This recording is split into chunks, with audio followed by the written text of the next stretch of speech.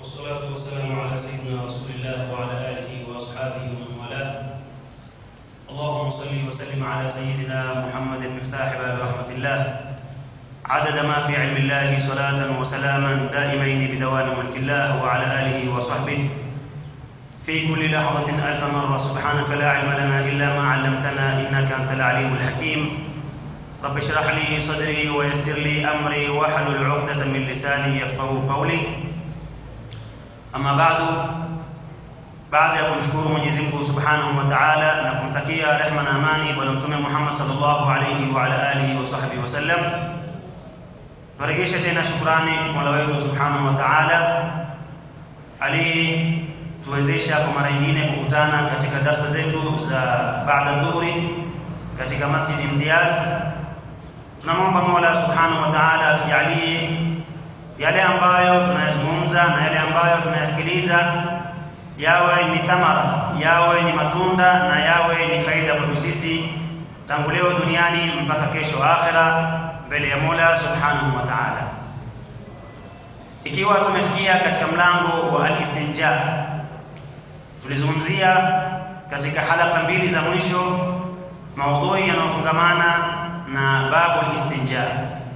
Tukaeleza alhamdulillah kwa fadhila za Mola Subhanahu wa Ta'ala maana ya al-istinja, na baadaye tukaelezea kwa kitu gani inapatikaniwa al-istinja, ama unaweza kutamba kwa kitu gani. Tukataja kwamba ni maji na jiwe, na vile vile kwa taufiki ya Mola Tabaraka wa Ta'ala tukaeleza kwamba maji ni kitu gani na tukaeleza jiwe ni kitu gani.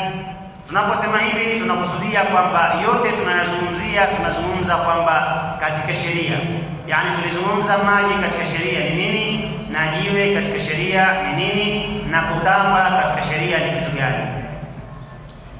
Tukiunganisha darasa yetu leo, pamoja na kwamba darasa ya leo tumeizungumzia katika masuala yaliyokuja katika halaka mbili za nyuma, ambapo maudhui yenyewe haijafikia wakati wake, lakini kwa masuala yaliyokuja kutoka kwa ndugu waliokuwa wamehudhuria, basi tuliweza kutaja baadhi ya nukat, baadhi ya point kulingamana na masuala waliyouliza, ambapo masuala yenyewe ndio darasa yetu ya leo.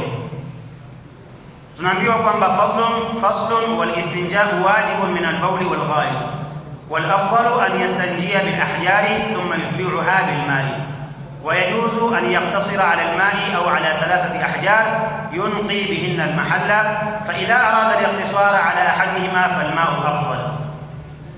Tumeambiwa kwamba ni lazima na ni wajibu mtu kujiosha kutokamana na haja kubwa ama kutokamana na haja ndogo. Ni lazima unapofanya moja katika haja mbili ni lazima ujioshe, ima iwe ni haja kubwa ima iwe ni haja ndogo. Na tukasema kwamba vitu ambavyo unafaa kujioshea ima ni maji ima ni jiwe, ambalo kwamba tulieleza kwa ufafanufu zaidi katika sheria kwa jiwe ni kitu gani. Leo tukiendelea tunaambiwa kwamba والافضل ان يستنجي بالاحجار ثم يتبعها بالماء. Ubora zaidi katika kufuata zile hatua za kutamba ama hatua za kufanya al-istinja, al-afdalu afdali ni an yastanjia bil ahjari, kwanza ni utambe kwa mawe, thumma yutbi'uha bil ma'i, kisha kufuatishe maji. Kama tulivyotaja kwamba masuala haya tuliyafafanua kutokamana na masuala ambayo tuliulizwa na ndugu zetu waliokuwa wamehudhuria katika darasa, lakini darasa yenyewe ndio pointi tunayozungumzia. Kwa hiyo katika utaratibu wa kutamba ama katika utaratibu wa al-istinja, kwanza tumeambiwa na wanazuoni kuwa ni uanze kujiosha na jiwe kisha baadaye kufuatishe maji. Kwa nini uanze na jiwe kisha ndio uje na maji? Wanazuoni wametuambia kwamba lianna al-hajara yuzilu al-aina faqat wa anna al-maa yuzilu al-aina wal athara ma'an. Ni kwamba jiwe wakati unapojioshia nalo au unapotumia jiwe katika kutamba, lile jiwe lina uwezo tu wa kuondosha ile aini ya najisi, Sote tufahamu kwamba najisi inapokuwa mahali ina mambo matatu muhimu ambayo kwamba huacha katika mahali kama ile inapokuwa najisi yenyewe imeondoka. Ile ainu najasa inapokaa mahali ikiondoka huacha kitu ambacho kwamba kinaitwa al-athar, athari ambayo inabakia kutokamana na ainu najasa. Ain ni ile najisi yenyewe ambayo kwamba unaiona ikiwa imekaa mahali. Wakati unapoondosha ile najisi kwa jiwe, basi kuna vitu vitatu ambavyo kwamba kwa mchanganyiko wake vinaitwa al-athar, ni athari. Vitu hivi ni vitu gani? Kuna tamu ambayo kwamba ni ya najisi. Najisi ina tamu ambayo ndio ladha yake. Vile vile najisi ina rangi ambayo kwamba huwa najisi kama ile imeibeba. Unapoondosha najisi kwa jiwe, basi rangi huwa bado iko, kwa sababu jiwe haliwezi kuondosha athari ya rangi. Vile vile kitu cha tatu ni harufu. Najisi inapokaa mahali ina rangi, ina tamu, ina na harufu. Kwa hiyo unapokuwa umejisafisha kwa jiwe, ni kwamba ile najisi imeondoka aini yenyewe. Ile asili ya najisi umeiondosha kwa jiwe, kama ni mikojo, kama ni haja kubwa, huwa umeondosha aini ya najisi. Lakini athari ya najisi jiwe haliwezi kuondosha. Ndio wakatuambia kwamba ukianza ukitaka kupata sunna za al-istinja, kwanza anza na jiwe. Limadha? Lianna al-hajara yuzilu al-aina la al-athar, kwa sababu jiwe huondosha ainu najisi. Ainu najasa, jiwe inaweza kuondosha asli ya najisi, walakin laysa biimkani al-hajar an yuzila athar an-najasa. Jiwe halina uwezo wa kuondosha athari ya najisi. Kwa hiyo ni uanze na jiwe. Baadaye ukija ukifuatisha na maji itaondosha athari ya najisi ambayo imebakishwa na jiwe. Nafikiri tuelewana. Kwa hiyo katika utaratibu wa kujiosha na katika utaratibu wa al-istinja ama kutamba, al-afdalu an yabda'a bil hajari, afadhali kwanza ni uanze na jiwe, kisha baadaye yutbi'uha bil ma'i, kufuatisha na maji. Lianna al-hajara yuzilu al-aina wal ma'a yuzilu al-aina wal athara ma'an, kwa sababu jiwe huondosha asili ya najisi peke yake, lakini jiwe haliwezi kuondosha athari ya najasa. Jiwe haliwezi kuondosha taamu ya najisi, wala jiwe haliwezi kuondosha rangi ya najisi, wala jiwe haliwezi kuondosha rangi ya najisi. Kwa hiyo unapokuja kupitisha maji baadaye, maji itaondosha kila kitu ambacho kwamba kilikuwa kimebakia katika najisi kama ile. Kwa hiyo huo ndio utaratibu wa kujiosha ikiwa wataka kutumia vitu viwili. Kama wataka kutumia maji na mawe, ukianza na maji ushapoteza jiwe, kwa sababu unapotumia maji imeondosha aini ya najisi, imeondosha asili ya najisi, na imeondosha mpaka athari ya najisi. Baadaye ukisema natamba na mawe, hakuna faida. Hakuna kitu ambacho kwamba umetanguliza au umekifanya ulipokuwa umeanza na maji, baadaye ulete jiwe. Kwa hiyo kwanza ni uanze na jiwe ili uondoshe aini ya najisi. Baadaye ukileta maji yana faida baada ya jiwe, yataondosha tamu, yataondosha harufu, yataondosha na rangi ya najisi. Idhan al-afdal an yastanjiya bil ahjari thumma yutbi'uha bil ma'i, wa yajuzu an yaqtasira ala al-ma'i au ala thalathati ahjarin yumti bihinna al-mahall. Na vile vile inafaa kufupisha peke yake kwa jiwe, au tuanze na maji. Inafaa kufupisha kwa maji peke yake. Ukisema wacha leo nitumie maji peke yake kama ambavyo ndio kawaida, hakuna shida wala hakuna tatizo wala hakuna fardhi kwamba ni lazima utumie maji na jiwe pamoja. La, yajuzu an yaqtasira ala al-ma'i, inafaa ufanye ufupi tu, ujioshe na maji uende zako, muhimu najisi iondoke. Au vile vile yajuzu an yaqtasira ala thalathati ahjar, inafaa ufanye ufupi kwa mawe matatu peke yake. Maana inafaa kujiosha kwa mawe peke yake. Ukisema leo nataka kutumia kitu kimoja peke yake katika kutamba, au nataka kutumia kitu kimoja peke yake kwa al-istinja, inafaa ukitaka utumie mawe na unafaa ukitaka utumie maji. Isipokuwa kutumia maji tunajua kwa sababu ndio kawaida na ndio asli ya tahara. Lakini katika mawe tumewekewa masharti ambayo kwamba ni sharti 8 za kufaa mtu kutumia jiwe wakati unapokuwa umefanya haja kutamba kutokana na haja kama ile. Ni sharti 8 ambazo kwamba ni muhimu Muislamu azifahamu kabla ya kutumia jiwe katika kujioshea. Ndio maana hapa ametuhusia sharti moja, anasema wa yajuzu an yaqtasira ala thalathati ahjar yunqi bihinna al-mahall. Inafaa kufanya ikhtisar, maana kiufupishe kwa kunyosha kwa mawe, lakini mawe yenyewe yawe ni mawe matatu. Yunqi bihinna al-mahalla, sharti ya pili mawe kama yale yawe yatatakasa au yatasafisha mahali ile ambapo kwamba utajiosha nawe kwa mawe kama yale. Kwa hiyo sharti za kujiosha na mawe ni sharti 8 ambazo kwamba ni muhimu. Kwanza tumalize mlango huu, halafu tutaingia katika kueleza sharti za kujiosha na mawe. Lakini hapa zile kwamba ambazo kwamba amestaja, wacha tuzifafanue ili tukienda mbele tubakie na sharti 6 ili mambo yapate kufupika, tupate kufahamu mengi kwa wakati mfupi inshallah. Idhan wayajuzu an yaktasira ala 3 ahyan, inafaa mtu afupishe kwa mawe matatu badala ya kusema wacha nijioshe na maji na mawe na wakati wangu hautoshi, unafaa kusema ujioshe kwa maji peke yake, na vile vile unafaa kujiosha kwa mawe peke yake. Lakini sharti ya kwanza katika masharti ya mawe an yakuna bi 3 ahyan, iwe ni kwa mawe matatu. Vile vile katika kufafanua wanazuoni kutueleza maana ya mawe matatu ni kitu gani, wanatuambia kwamba wala yajibu ta'addud al-ahjar, haina lazima mawe yawe ni jiwe pisi moja, mawe pisi ya pili, pisi ya tatu. Hakuna lazima mawe yaisabiki iwe jiwe moja na la pili na la tatu, la, si lazima. Wanasema kwamba yajuzu an yakuna bi 3 atraf, inafaa na inatosha kuwa jiwe kama lile umelitumia kwa pembe tatu. Kwa maana hiyo unafaa uchukue jiwe ambalo kwamba ni la kiasi, wala sio kwamba unataka kutumia jiwe pembe tatu uende ukachukue block. Kwa nini unachukua block? Nataka kutumia jiwe kama hili kwa pembe tatu. La, si lazima namna hiyo.